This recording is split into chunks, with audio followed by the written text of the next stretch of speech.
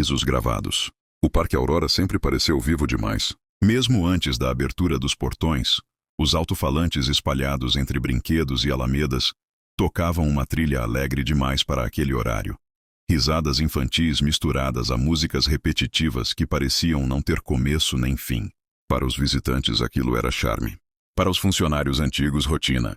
Para os novatos, era desconfortável. Lívia percebeu isso logo no primeiro dia.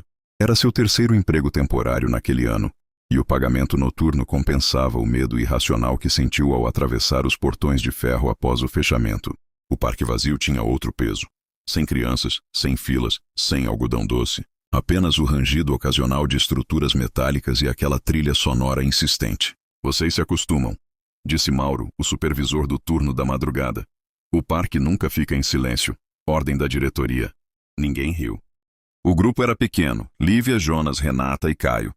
4 novatos para cobrir brinquedos que não funcionavam há anos. A principal tarefa era simples. Rondas, checagem de energia, impedir invasões. Nada deveria ser ligado. Nada deveria ser tocado. Especialmente a roda central e o trem fantasma. Reforçou Mauro antes de ir embora. Se ouvirem qualquer coisa estranha, ignorem. O problema era que o estranho parecia ouvir de volta. À 00:07, enquanto Lívia preenchia relatórios numa cabine próxima ao carrossel, os alto-falantes mudaram de tom. As músicas cessaram. E então veio a primeira risada. Não era genérica, não era eco. Era próxima, íntima.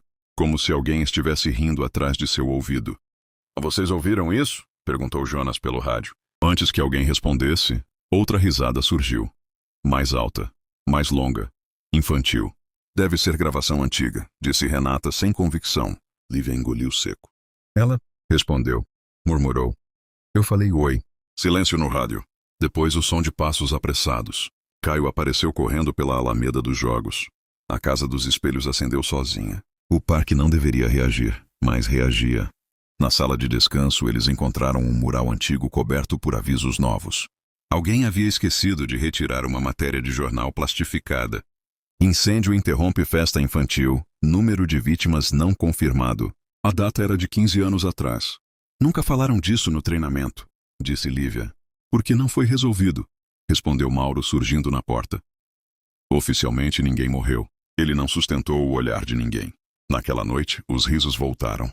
Dessa vez acompanhados de aplausos. Às 2:03 o carrossel começou a girar. Sem energia liberada, sem comando, sem música. Apenas o som mecânico e risadas. Não cheguem perto, ordenou Mauro pelo rádio. Mas os alto-falantes chiavam. Vem brincar. A voz era infantil, mas antiga. Como fita desgastada. Jonas deu um passo à frente. Eu só vou desligar no disjuntor. O carrossel acelerou. E uma das figuras de cavalo virou lentamente a cabeça. Olhos pintados demais. Abertos demais. Jonas, a voz saiu do alto-falante. Você prometeu voltar. Eu nunca estive aqui antes, gritou ele. Os risos mudaram. Agora eram de desapontamento. Renata puxou Lívia pelo braço. Isso não é gravação. Gravações não improvisam. O rádio estalou. A roda central está ligando, disse Caio, a voz trêmula. Sozinha. Silêncio. Depois Mauro falou baixo. Não deixem ela completar a volta. A roda central era o coração do parque, e nunca deveria ser ligada.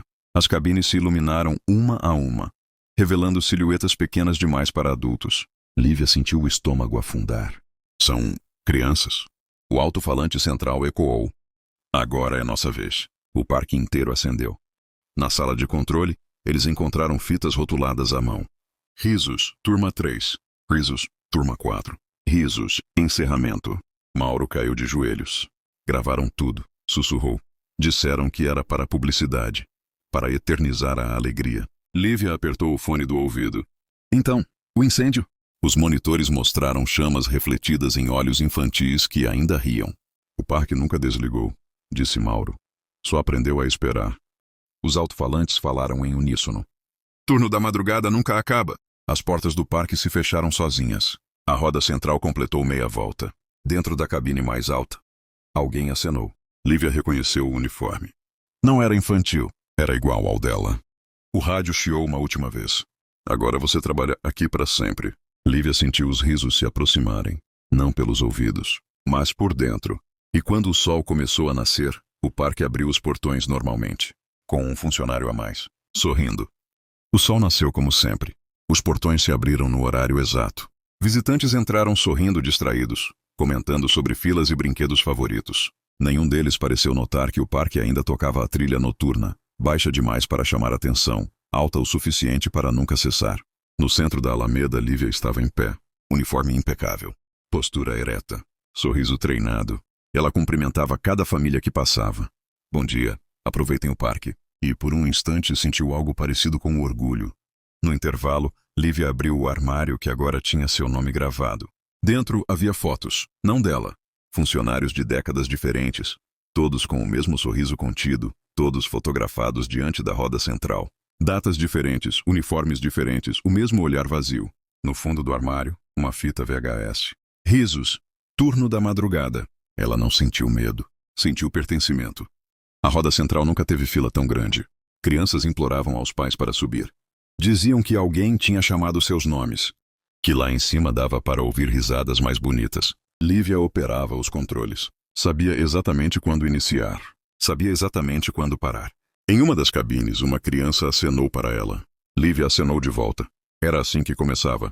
Às 6h47, o sistema entrou em sobrecarga.